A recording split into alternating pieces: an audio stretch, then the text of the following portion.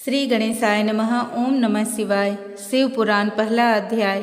श्री ब्रह्मा जी बोले, हे नारद, सबसे पहले मैंने भृगु, भव, मारीच, अंगिरा मुनि और पितर को उत्पन्न किया और सृष्टि बढ़ाने के लिए कहा। मैंने अपने नेत्रों से मारीचि को, हृदय से भृगु को, सिर से अंगिरा को और कान से मुनि श्रेष्ठ पुलह को, उदान से पुलस्त्य को, समान से वशिष्ठ को, अपान से ऋतु को, कानों से अत्रि को, प्राण से दक्ष को और गोदी से तुमको उत्पन्न किया और अपनी छाया से कर्दम मुनि को उत्पन्न किया।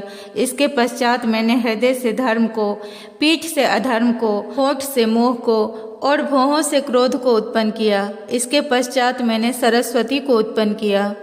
सरस्वती को देखकर मैं मोहित हो गया। इस पर मेरे पुत्रों ने भगवान सदाशिव की स्तुति की और मेरे पुत्रों की प्रार्थना पर कृपालु व दयालु भगवान श्री सदाशिव ने प्रकट होकर मुझे समझाकर इस पाप से बचा लिया। भगवान यथा समय इस प्रकार अपने भक्तों की रक्षा किया करते हैं। मैं पाप से बच गया, लेकिन मोहवश होकर भगवान सदाशिव की निंदा करने लगा। इसके पश्चात मैंने अपने मुख से संध्या नामक एक कन्या को उत्पन्न किया। उस कन्या के समान इस तीनों लोक में कोई भी सुंदर न था। मैं बुद्धिहीन उसकी रूप रेखा पर मोहित होकर अपने अनेकों प्रकार के विचार अपने मन में लेकर धीरे धीरे उसकी ओर बढ़ने लगा। इतने में एक विलक्षण रूप वाला पुरुष, जिसके बाल काले थे, स्थूल काया वाला, नीले तथा सुंदर वस्त्र पहने, उसकी श्वास से सुगंध निकल रही थी, वह परम श्रृंगारित था। ऐसा मेरा पुत्र दोनों हाथ जोड़कर तथा सिर झुकाकर मेरे सम्मुख खड़ा हो गया।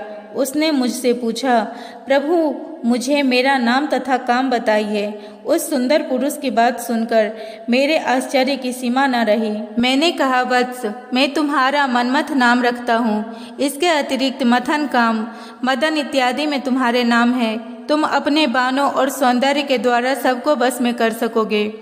तुम सदैव सुख का लक्ष्य और नित्य ही प्राणियों में मंद उत्पन्न करोगे और तुम इसी प्रकार सृष्टि के आवर्तक बनोगे। इस प्रकार का वर देकर मैंने उसका सम्मान बढ़ाया और अहंकार में भरकर अपने सिंहासन पर बैठ गया और अपने सभी पुत्रों से कहा, देखो, कामदेव का पद सबसे ऊंचा है। मेरी यह बात सुनकर काम ने धनुष पर वह बाण चढ़ाया कि उससे सबकी बुद्धि नष्ट हो गई।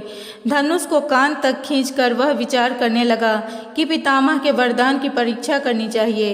इस प्रकार सोचकर उसने मोहन नाम का बाण मुझ पर छोड़ दिया। साथ ही साथ उसने हर्षण, रोचन, मोहन, शोषण और भान, इन 5 बाणों को मुनियों पर चला दिया। संध्या पर इन बाणों का कोई प्रभाव नहीं पड़ा। यह देखकर कामदेव ने उस पर भी अपना बाण छोड़ा। इन सब पर बाणों का प्रभाव देखकर कामदेव को अपने कर्म तथा बाणों में विश्वास हो गया। शिव पुराण पहला अध्याय समाप्त। ओम नमः शिवाय। हर हर महादेव।